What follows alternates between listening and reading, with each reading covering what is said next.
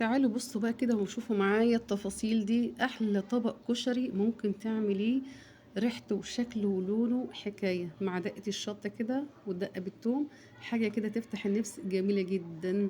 وتعامل كله في حلة واحدة من غير بقى ما تعملي تسلقي مكرونه لوحدها. معايا عدس هنا على النار، ده عدس بجيب غسله ومنضفاه كويس، باخده نص سلقه بالميه بتاعته مش برميها.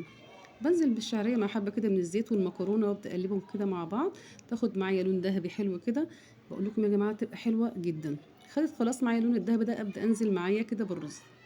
اكله كلها كده في حله واحده من غير ما تستهلكي بقى مواعين كتير حواليك.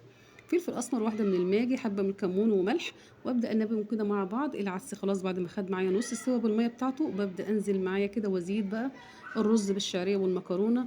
بياخد من العدس بجبه طعم رهيب، بيبقى طعمه حلو جدا.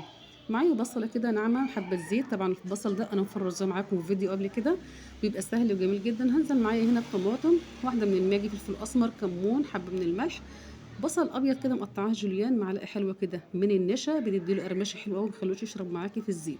هنزل معايا كده بيه في الزيت لحد ما ياخد لون ذهبي حلو كده، مقرمش وخفيف وجميل جدا. خد معايا اللون الذهبي كده خلاص، ببدا انا اطلعه كده معايا على مناديل، ويبقى حلو قوي قوي. معايا عيش شامي هنا كده، هبدا برضو كشري بقى يعني كل تفاصيله. معلقه حلوه كده من دقه الثوم، معايا توم ناعم، نص كوبايه كده من الميه، كمون وملح، عصره حلوه كده من الليمونه، بتبقى احلى دقه للكشري، بتبقى جميله جدا. غدوه حلوه كده وسريعه وتعجب ولادك جدا. استوى معايا خلاص الكشري، هبدا ان انا اقدمه معاكم كده. بص لون الرز والمكرونه والشعريه واخد لون من العدس بجبه رهيب يا جماعه، غير ما بتسلقوه تخليه لوحده خالص. هبدا انزل معايا كده بالصلصه بعد ما اتسبكت معايا، بتبقى حلوه جدا جدا. البصل كده خلاص، وابدا ارص بقى العيش معاكي، رص بقى كده عيشك المحمص كده بكل تفاصيله. عايزه اقول لكم لو رحنا محل كشري اول حاجه بنجيبها هو العيش المحمص. طبعا شوفوا البصل مقرمش وناشف ومش شارب زيت خالص، حلو جدا، لونه ذهبي في منتهى الجمال. زيني بقى كده وجرنشي الطبق بجميل.